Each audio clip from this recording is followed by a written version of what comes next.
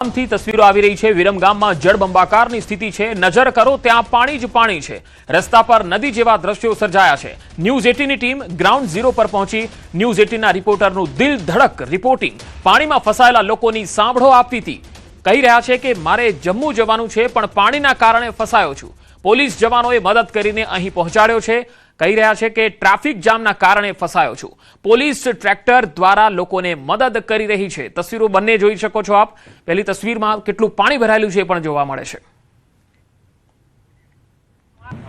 Sanand Viramgam highway પર પાણીનો પ્રવાહ વધતા ગત મોડી રાતથી હાઈવે છે તે બંધ કરવામાં આવ્યો હતો। પરિણામે અહીં ટ્રાફિક જામના દ્રશ્યો જોવા મળ્યા હતા। જોકે જે લોકો બહાર જઈ રહ્યા હતા અને એસટી બસમાં મુસાફરી કરી રહ્યા હતા તેઓ ફસાયા હતા।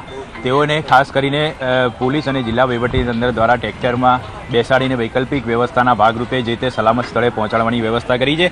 આપ ક્યાંથી ક્યાં જઈ રહ્યા હતા, શું પરિસ્થિતિ જોઈ? હું અત્યારે હળવદથી મારે જમ્મુ જવાનું હતું પણ વિરમગામ પાસે તિરંગા સર્કલ પાસે ફૂલ પાણી હતું। એક ટ્રેક્ટરવાળા પોલીસવાળા ભાઈ આવ્યા અને મને ટ્રેક્ટરમાં બેસાડી અને તિરંગા સર્કલ ક્રોસ કરાવ્યું। મારે જમ્મુ જવાનું છે, 2 વાગ્યાની ટ્રેન છે। હવે શું આગળ કયા પ્રકારની વ્યવસ્થા છે? હવે અહીંથી છૂટક ગાડી મળે, બાઇક મળે, ગમે એમાં બેસી અને હું અમદાવાદ કાલુપુર સ્ટેશને જવા નીકળીશ। હવે આપ ક્યાંથી ક્યાં જઈ રહ્યા હતા અને આગળ કયા પ્રકારનો માહોલ જોવા મળી રહ્યો છે? હું ધાંગધ્રાથી આવું છું અને અમદાવાદ જઈ રહ્યો છું।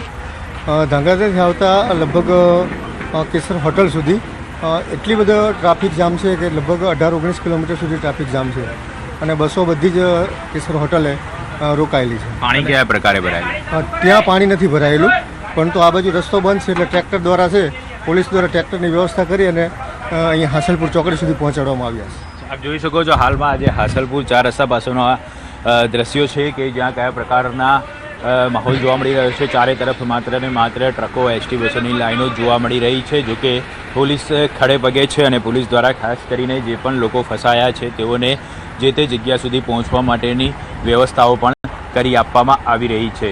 કેમેરામેન પંકજ મકવાણા સાથે ઋત્વિક સોની, ન્યૂઝ 18 ગુજરાતી, અમદાવાદ। હાલ અમે વિરમગામમાં છીએ કે જ્યાં જે તારાજીના દ્રશ્યો છે હું આપને દ્રશ્યમાં બતાવવા માંગીશ।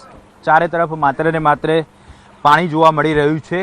છેલ્લા 2 દિવસથી અહીં આ જ પ્રકારની પરિસ્થિતિ જોવા મળી રહી છે।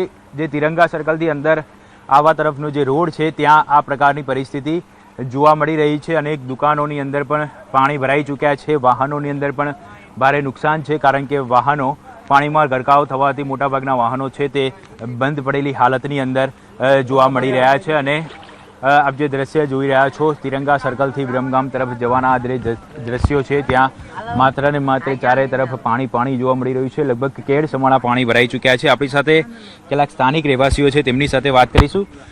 શું કહેશો, કયા પ્રકારની પરિસ્થિતિ વિરમગામમાં જોવા મળી? વિરમગામમાં વરસાદના હિસાબથી ઉપરવાસનું પાણી વધારે આવવાથી પાણી પબ્લિકને બહુ નુકસાન છે।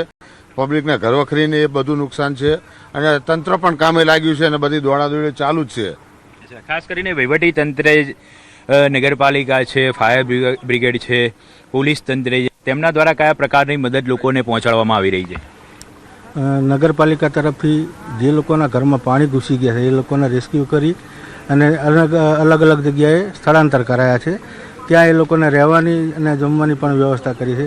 પોલીસ તંત્ર પણ સતત કામે લાગેલું છે।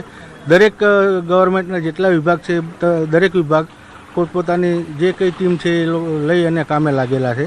પણ જ્યાં સુધી વરસાદ અને ઉપરથી પાણી આવતું બંધ નહીં થાય ત્યાં સુધી આ સમસ્યા જલ્દી હલ થાય તેમ લાગતી નથી। ગામમાં કયા પ્રકારની પરિસ્થિતિ જોવા મળી રહી છે? ગામમાં પણ સોસાયટી વિસ્તારો જે છે એમાં ટોટલ સોસાયટીઓ વિસ્તારમાં મોટે ભાગના પાણી ભરાયેલા છે। એ લોકોને સ્થળાંતર તો નહીં પણ એ લોકોને બાકીની વ્યવસ્થા માટે તો દવા કે એવું કંઈ જરૂરિયાત હોય તો સ્થળ ઉપર ડૉક્ટરો જતા હોય છે અને ત્યાં એ બધી સારવાર આપતા હોય છે। ગામમાં પણ આ જ પ્રકારની પરિસ્થિતિ જોવા મળી રહી છે। અનેક સોસાયટીઓની અંદર પણ પાણી ભરાઈ ચૂક્યા છે। પરિણામે લોકોએ ભારે હાલાકીનો સામનો કરવો પડે છે। કેમેરામેન પંકજ મકવાણા સાથે ઋત્વિક સોની, ન્યૂઝ 18 ગુજરાત।